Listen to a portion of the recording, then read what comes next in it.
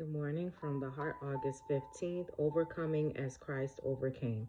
Hebrews 4:15 says, "For we do not have a high priest who cannot sympathize with our weaknesses, but was in all points tempted as we are, yet without sin." As Christ's ministry was about to begin, he received baptism at the hands of John. Coming up out of the water, he bowed on the banks of the Jordan and offered to the Father such a prayer as heaven had never before listened to.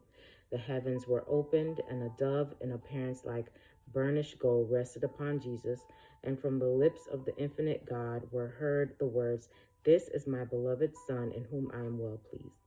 The visible answer to the prayer of God's Son is of deep significance to us. All may find rest and peace and assurance in sending their prayers to God in the name of his dear Son. As the heavens were open to Christ's prayer, so they will be open to our prayers. From the Jordan, Jesus was led into the wilderness of temptation, and when he had fasted 40 days and 40 nights, he was afterward and hungered. And when the tempter came to him, he said, "If thou be the Son of God, command that these stones be made bread." Adam had failed on the point of appetite, and Christ must conquer here. The power that rested upon him came directly from the Father, and he must not exercise it in his own behalf. He met and resisted the enemy in the strength of a "Thus saith the Lord." "Man shall not live by bread alone," he said, "but by every word that proceedeth out of the mouth of God." Christ's experience is for our benefit. His example in overcoming appetite points out the way for those to overcome who would be his followers.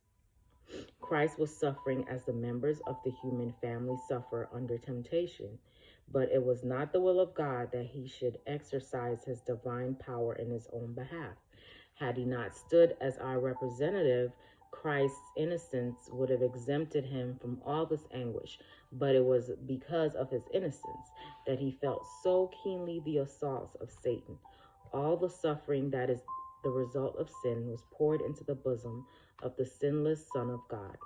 Satan was bruising the heel of Christ, but every pang endured by Christ, every grief, every disquietude, was fulfilling the great plan of our redemption. Every blow inflicted by the enemy was rebounding on himself. Christ was bruising the serpent's head. Hope you have a great day today. Live from the heart.